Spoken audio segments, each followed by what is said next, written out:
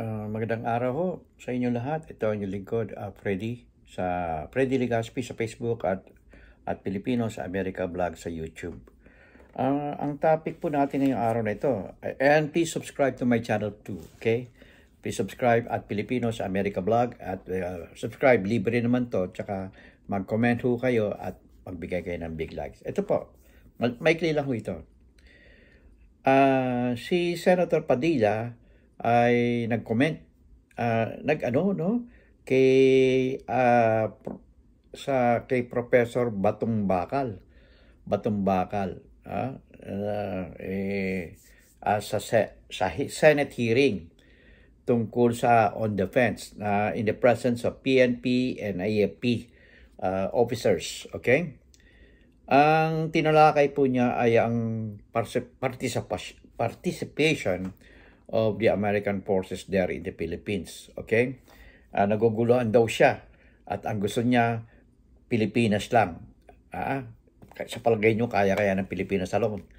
Ilang beses na tayo yung nakaraan. Ano ba sabi ng dating administrasyon?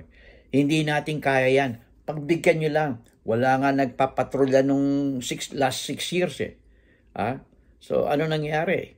Inabuso tayo ng China. Puro papuri sa China ang ginagawa yung nakaraang administrasyon. Kasama na to, itong trader na to.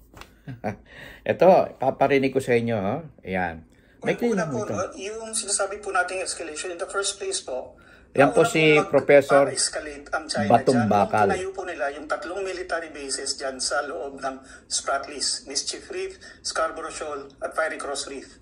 Mayroon pong 2 reconnaissance aircraft ang China na nakagaya nung sa US na naka-station po sa Fiery Cross kung hindi ako nagkakamali. At manamataan na rin sila dun sa ibang bases nila. Mayroon pong 2 fast attack missile boats na naka-station sa Mischief Reef. Yan po yung pinakamalapit sa atin na umaaligid din dyan. At nung nga pong 2021, nabalita nga po na hinabol pa yung isang civilian na vessel natin na lula ng isang ABS-CBN crew.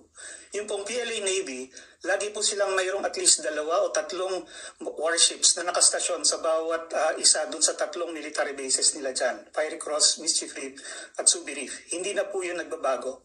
So, kumbaga, dihado na talaga tayo dahil dinagdagan na po ng China yon even before dumating po itong mga Amerikano itong taon na ito. Professor, lahat po ng binanggit nyo, nakita ko po lahat doon. Yan o si Senator Robin. Pati po yung mga base na sinasabi ninyo, nakita ko din po. Ang sinasabi ko po dito, sa loob po ng 6 na taon, hindi naman tayo nagkaroon ng ganitong escalation. Ang sinasabi ko pong maliwanag, sabi bakit po tayo pumapayag ngayon? Sabi ni Pangulong Duterte, pabayaan na lang, hindi natin kaya. Sige lang, gawin nyo na nga kaming province eh. Di ba? Ano ba? Yan ang patunay na ano ba nangyayari. At bakit pinapayagan natin ang ganito? Pinapayagan natin na panig sa kalaban. Kaibigan ba ang China? Sa palagay nyo, kaibigan ba? Yung bang ginagawa sa ating mangingisa, pinagbabawalan tayo? Kaya ano ngayon ang ginagawa? Gusto nating i-import ng isda sa ibang bansa. Sa tayo import? Sa China. Saan galing?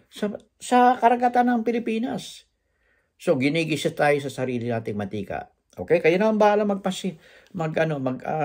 magkomento. Okay? Malaman ko lang ang komento nyo rito. At sana ay naibigan nyo ang ating ang paksa sa araw na ito. Ito yung lingkod, Freddy Legaspi, sa Facebook at Pilipino sa Amerika in YouTube. Okay? At Pilipino sa Amerika blog in YouTube. Okay? This is Rose again, Freddy. In God we trust, never hold your peace.